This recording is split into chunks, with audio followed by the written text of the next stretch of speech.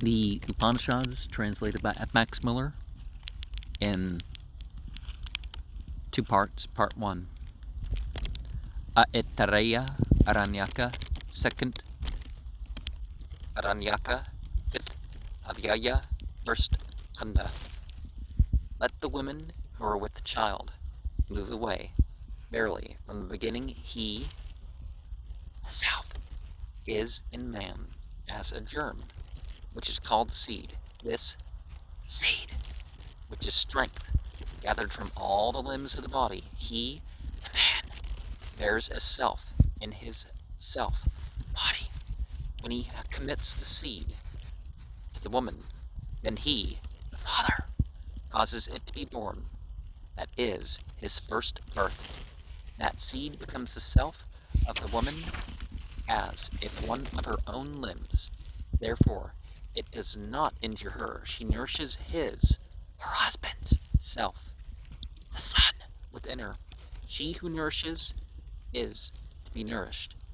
The woman bears the germ. He, the father, elevates the child, even before the birth and immediately after. When he thus elevates the child, both before and after his birth, he really elevates his own self for the continuation of these worlds, and for thus are these worlds continued. This is his second birth. He, the son, being his self, is then placed in his stead for the performance of all good works, but his other self, the father, having done all he has to do, and having reached the full measure of his life, departs, and departing from hence he is born again. That is his third birth, and this has been declared by Rishi, Rig 4.27.1. While dwelling in the womb, I discovered all the births of these devas. 100 iron strongholds kept me, but I escaped quickly, down like a falcon. Vamadeva, lying in the womb, has thus declared this, and having this knowledge, he stepped forth after this dissolution of the body, and having obtained all his desires in that heavenly world, became immortal. Yea, he became immortal.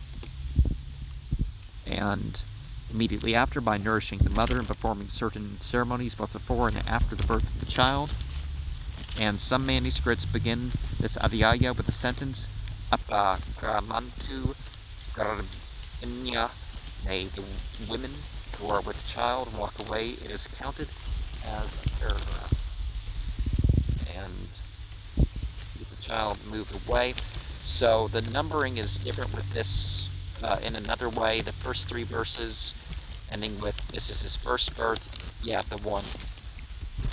So the mother birth, the father birth, the child birth, or however it's divided, really stages or developments in life. Verse 4 to within her in verse 5 is the second verse, and then to the 9th verse, this is his second birth, that's the 3rd verse, and then we have, this is declared by Rishi, so 10 to 13 is verse 4, and 14 and 15 is verse 5, but the latter part of verse 15, and having this knowledge too, he became immortal, is verse 6. But certainly these births, other than what's automatic, is according to efforts that you have made and efforts that are made around you.